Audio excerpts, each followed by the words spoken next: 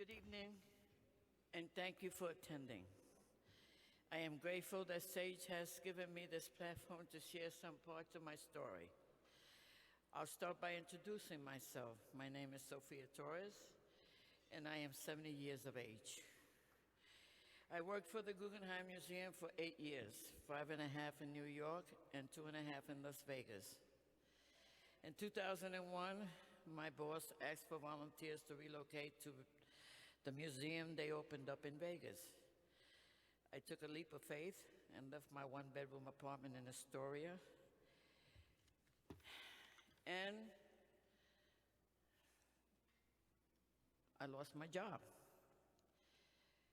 And living in Vegas for over 13 years, I became very homesick and decided to come back home from the advice of a very old friend. When I moved back to New York, I found myself becoming a tourist again in a city I used to know like the back of my hand.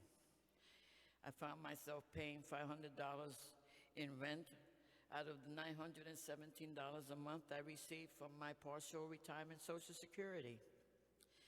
I live in many different shared spaces. Several of them were not happy places, especially when you are used to having a place of your own. Alone and defeated, I felt that I was at my wits' ends.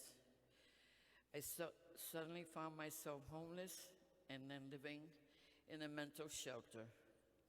It was here where I felt as I was given a 9-month sentence for a crime of not being able to attain affordable housing, to have a space to feel safe and keep my dignity. I lost my independence and who I was.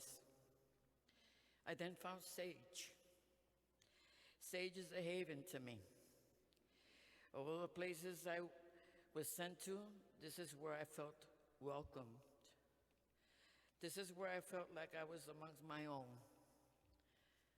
Thank you to my caseworker, Mr. Bill Mendez, who helped me get back to my feet so that I can now live in my own SRO.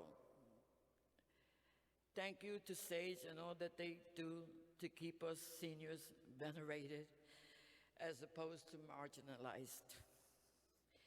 It brings me tranquility to my soul to know I can count on this generation to guard us old giants. The future and my dream is for there to be an LGBT living community around the nations. I know, especially feeling the support in this room, I do not have to dream. I know that we can make this a reality. Thank you so much for being here.